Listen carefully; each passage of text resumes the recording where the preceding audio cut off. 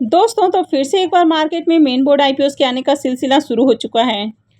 तो जल्द ही मार्केट में एक एक कर फिर से आपको मेन बोर्ड आईपीओ आते हुए देखने को मिल रहे हैं। अब जिस तरह से मेन बोर्ड आईपीओ की दमदार लिस्टिंग आपको देखने को मिल रही है और आईपीओ को लेकर मार्केट में काफ़ी ज़्यादा डिमांड भी आपको देखने को मिल रही है, तो फिर से मेन बोर्ड आईपीओ के आने का सिलसिला शुरू हो चुका है।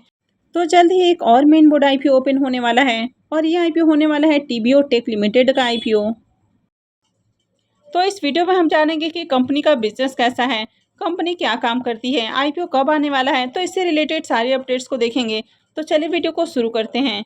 लेकिन इससे पहले कि मैं वीडियो को शुरू करूं, अगर आप इस चैनल पर पहली बार विजिट कर रहे हैं या फिर आपने चैनल अब तक सब्सक्राइब नहीं किया है, तो चैनल को सब्सक्राइब कर लें और वीडियो को भी लाइक कर दें।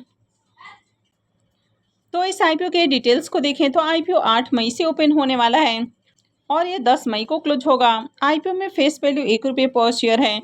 आईपीओ के प्राइस बैंड और लॉट साइज को देखें तो इसके भी प्राइस बैंड और लॉट साइज अब तक अपडेट नहीं किए गए हैं कि आईपीओ का प्राइस क्या होने वाला है और कितने शेयर्स का लॉट रहेगा।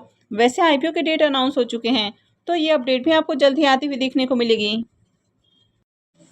अब आईपीओ के इशू साइज की बात करें तो आईपीओ का इशू साइज भी आपको देखने को नहीं मिल रहा है कि आईपीओ कितने करोड़ का होने वाला है।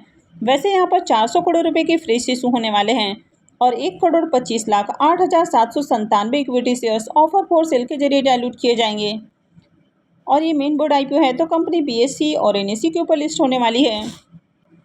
अब टीवीओ टेक आईपीओ के रिजर्वेशन पोर्शन को देखें तो इस आईपीओ में क्यूआईबीज के लिए 75% का पोर्शन रखा गया है, रिटेलर्स के लिए मात्र 10% का पोर्शन होने वाला है और एचएनआईज के लिए 15% का पोर्शन रहेगा।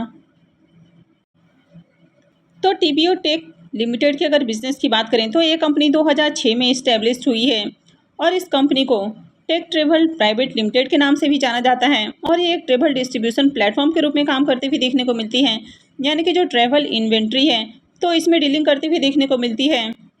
तो यहाँ पर ये बायर और सेलर्स इन दोनों को मिलाने का काम करती है। तो ये कंपनी ट्रेवल बिजनेस को ही सिंप्लीफाई करते हुए देखने को मिलती है, यानी कि सप्लायर्स और उनके जो कस्टमर्स है तो उनको मिलाने का काम करती है। अब यहाँ पर सप्लायर के तौर पर आपको जो होटल्स हैं वो देखने को मिल जाते हैं, एयरलाइंस है, कार रेंटल है, ट्रांसफर्स है, क्रूजेस हैं, इंश्योरेंस, रेल कंपनीज हैं और वहीं पर जो रिटेल कस्टमर है जैसे कि ट्रेवल एजेंसीज हैं, इंडिपेंडेंट ट्रेवल एजेंट्स हैं, तो इनको इनके जो कस्टमर्स हैं तो उनसे मिलाने का काम करती है।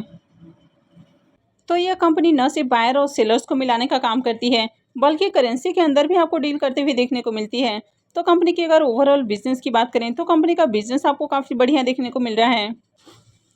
अब कंपनी के फाइनेंशियल को भी देखें तो यहाँ पर भी फाइनेंशियल 21 से 23 के कंप्लीट फाइनेंशियल आपको देखने को मिल रहे हैं और फाइनेंशियल 24 के 3 क्वार्टर यानी कि 9 मंथ के फाइनेंशियल हैं। तो सबसे पहले अगर एसेट को देखें तो ईयर ऑन ईयर कंपनी के जो एसेट है इसमें आपको ग्रोथ देखने को मिल रही है। कंपनी के रेवेन्यू को भी देखें तो साल दर साल कंपनी के जो रेवेन्यू है ये भी आपको बढ़ते हुए देखने को मिले हैं। आप कंपनी के प्रॉफिट आफ्टर टैक्स को देखें तो फाइनेंशियल 21 में कंपनी जहां 34 करोड़ के लॉस में देखने को मिल रही है, वहीं पर फाइनेंशियल 22 में कंपनी 33 करोड़ के प्रॉफिट में आती हुई देखने को मिली है और उसके बाद फाइनेंशियल 23 में 148 करोड़ का प्रॉफिट है और फाइनेंशियल 24 के 3 क्वार्टर में 154 करोड़ का कंपनी प्रॉफिट बनाती हुई देखने को मिल रही है। तो ईयर ऑन ईयर कंपनी के प्रॉफिट के अंदर भी शानदार जंप आपको देखने को मिल रही है और फाइनेंशियल 22 से 23 के बीच में इसका जो प्रॉफिट है वो मोर देन आपको 4 टाइम्स देखने को मिल रहा है, यानी कि प्रॉफिट के अंदर शानदार जंप आपको देखने को मिल रही है। कंपनी के नेटवर्थ को भी देखें तो ईयर ऑन ईयर कंपनी के नेटवर्थ के अंदर भी जंप देखने को मिल रही है और कंपनी के अगर रिजर्व को भी देखें तो साल दर साल कंपनी के जो रिजर्व हैं ये भी बढ़ते हुए देखने को मिले हैं।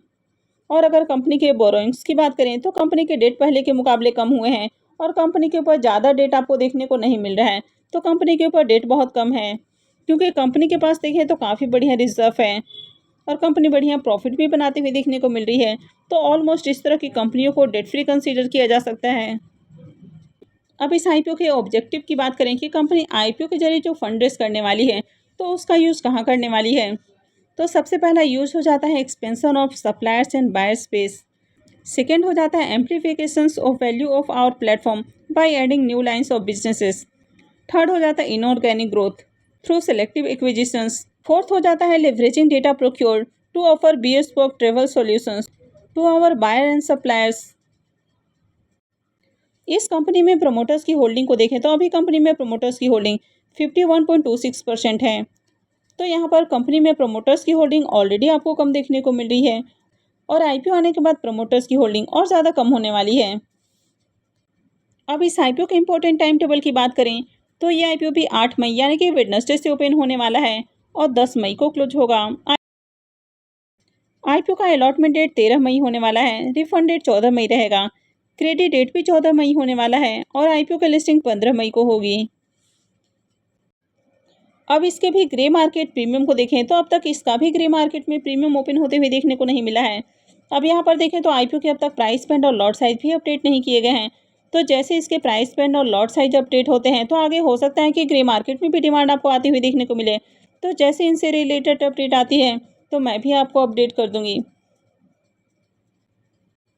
अब पिछले दिनों जिस तरह वोडाफोन आइडिया और जेएनके इंडिया आईपीओ की लिस्टिंग देखने को मिली है तो दोनों ही आईपीओ की लिस्टिंग काफ़ी शानदार प्राइस के ऊपर देखने को मिली है। लिस्टिंग के साथ ही तेजी भी देखने को मिली है, यानी कि मेन बोर्ड आईपीओस को लेकर फिर से एक बार मार्केट आपको बुलिश देखने को मिल रहा है और यही रीजन है कि फिर से आपको मेन बोर्ड आईपीओस आते हुए देखने को मिल रहे हैं। तो एक साथ मार्केट में देखें तो फिर से आपको कई सारे आईपीओस ओपन होते हुए देखने को मिलेंगे, यानी कि मेन बोर्ड आईपीओस और साथ में सेमी आईपीओस भी आने वाले हैं। तो आप अभी से तैयारी करके रखें इन सब आईपीओस में अप्लाई करने के लिए, क्योंकि दो मेन बोर्ड आईपीओस को देखें तो दोनों ही मेन बोर्ड आईपीओ एक साथ ही मार्केट में ओपन होने वाले हैं, यानी कि दोनों 8 मई से ही ओपन होने वाला है। एक है आधार हाउसिंग फाइनेंस का आईपीओ और दूसरा है टीवीओ टेक लिमिटेड का आईपीओ। तो दोनों आईपीओ 8 मई से ही ओपन होने वाला है। तो आगे इनसे रिलेटेड जो भी अपडेट आती है तो मैं भी आपको अपडेट देने की कोशिश करूंगी।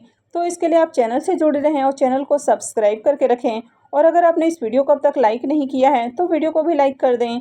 और वीडियो को अंत तक देखने के लिए आप सबका बहुत बहुत धन्यवाद।